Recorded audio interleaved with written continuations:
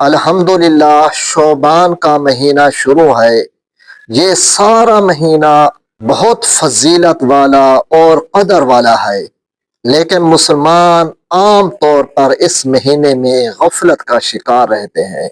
مسلمان صرف شب برات کی اہمیت کو سمجھتے ہیں، باقی مہینے کو خاص اہمیت نہیں دیتے، حالانکہ یہ وہ مہینہ ہے جس میں برکت کی آپ صلی اللہ علیہ وسلم نے خود بھی دعا فرمائی اور امت کو دعا سکھائی۔ اس ویڈیو میں شعبان کے 7 فضیلتیں بتانے جا رہا ہوں۔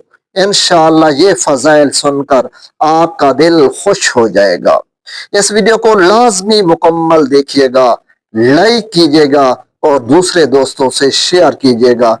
یہ ویڈیو جہاں تک پہنچے گی آپ کو ثواب ملے گا انشاءاللہ۔ شعبان کے مہینے کی سب سے پہلی فضیلت یہ ہے کہ یہ آقا صلی اللہ علیہ وسلم کا مہینہ ہے۔ آپ صلی اللہ علیہ وسلم کی حدیث ہے جس کا مفہوم ہے کہ شعبان میرا مہینہ ہے۔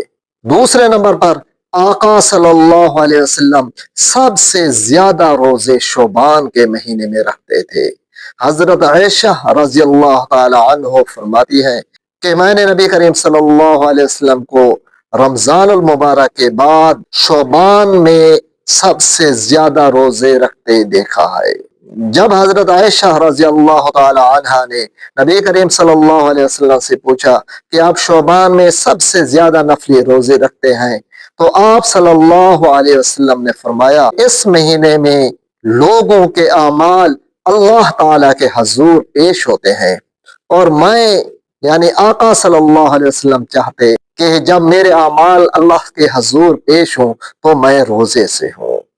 تیسری فضیلت اس کی یہ ہے کہ اس دوران اعمال اللہ تعالیٰ کے حضور پیش ہوتے ہیں۔ ہمیں چاہیے کہ اس مہینے میں زیادہ اچھے اعمال کریں تاکہ جب ہمارا نام اللہ تعالیٰ کے ہاں پہنچے تو اس میں اچھے اعمال درج ہوں۔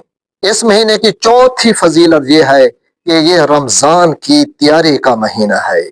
نبی کریم صلی اللہ علیہ وسلم کی ایک حدیث کا مفہوم ہے کہ شعبان کے چاند کی حفاظت کرو رمضان کے لیے، یعنی رمضان کی تیاری کے لیے، رمضان کے چاند کی احتیاط کے لیے شعبان کے چاند پر خاص توجہ رکھو۔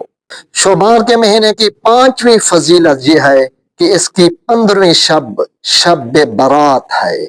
برات کا لفظ بری سے نکلا ہے۔ بری کا معنی ہوتا ہے آزادی، کیونکہ اس رات اللہ تعالی کئی لوگوں کو جہنم سے آزاد فرماتا ہے، تو اسی وجہ سے اس شب کا نام شب برات ہے۔ کئی احادیث میں اس شب میں عبادت کرنے کی تلقین اور ترغیب دی گئی ہے۔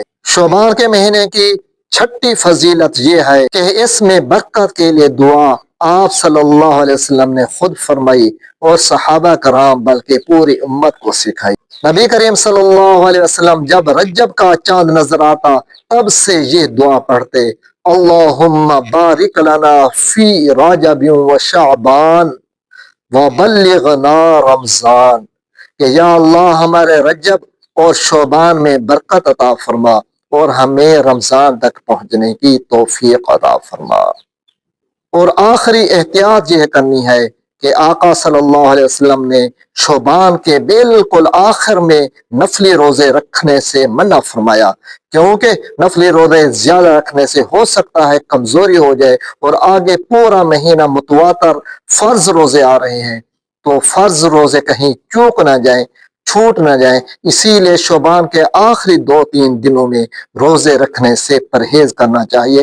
اور یہ دعا بھی معمول سے جاری رکھیں، اللہم بارک لنا فی رجب و شعبان وبلغنا رمضان۔ ویڈیو پسند آئی ہو تو لائک لازمی کیجیے گا، چینل کو سبسکرائب نہیں کیا تو سبسکرائب کر کے بیل کے نشان کو آل پر سلیکٹ کر کے ٹچ کر دیجیے گا تاکہ اس طرح کی ویڈیوز آئندہ آپ کو ملتے رہے۔ اس ویڈیو کو شیئر کر کے آپ صدقہ جاریہ بنا سکتے ہیں۔